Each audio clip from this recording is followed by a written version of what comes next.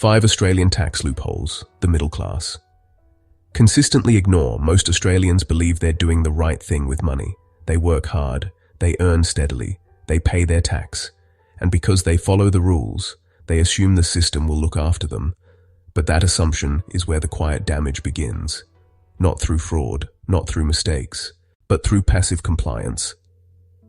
Today I want to explain 5 legal, boring, unglamorous tax realities that quietly separate people who accumulate wealth from people who simply earn income, and why ignoring them costs far more than most Australians realize.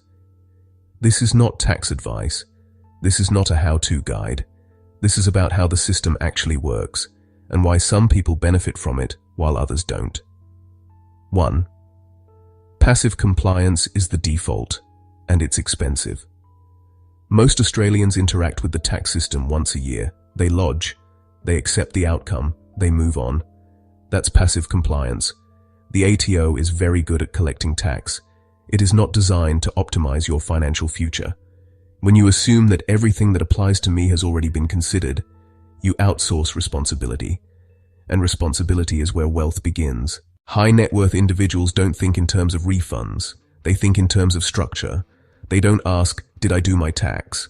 They ask, is my financial life structured efficiently? That mindset difference alone compounds over decades. 2. Deductions aren't hidden, they're ignored. Many Australians think deductions are something you either have or don't have. That's not how it works. The tax system recognizes costs incurred to earn income, but the middle class often separates their lives into artificial boxes: work, life, learning, investing, future plans. The system doesn't. Self-education, skill development, income-linked expenses. These aren't loopholes. They're intentional features of the tax code, but they require awareness, documentation, and, most importantly, intent. People who build wealth don't stumble into deductions. They design their decisions with tax reality in mind. 3. Investment interest is a tool, not a trick. Debt has a reputation problem in Australia. Bad debt deserves it. Strategic debt does not. The tax system treats borrowing differently depending on purpose. Borrowing to consume is punished. Borrowing to invest is recognized. Middle-class earners are often taught, avoid debt at all costs. Wealth builders learn, understand the role of debt. They don't chase leverage recklessly. They understand how interest interacts with income-producing assets and how the tax system reflects that. Ignoring this doesn't make you virtuous. It just makes you less efficient. 4. Timing matters more than amounts. Most people obsess over how much they earn. Very few think about when income and expenses occur. The tax system runs on time frames: financial year's income recognition, expense timing. High-income earners and business owners understand this instinctively. Middle-class employees rarely do, because no one teaches them to.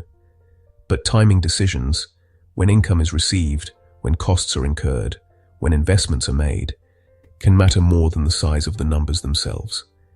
This isn't gaming the system. It's understanding it. 5. The accountant.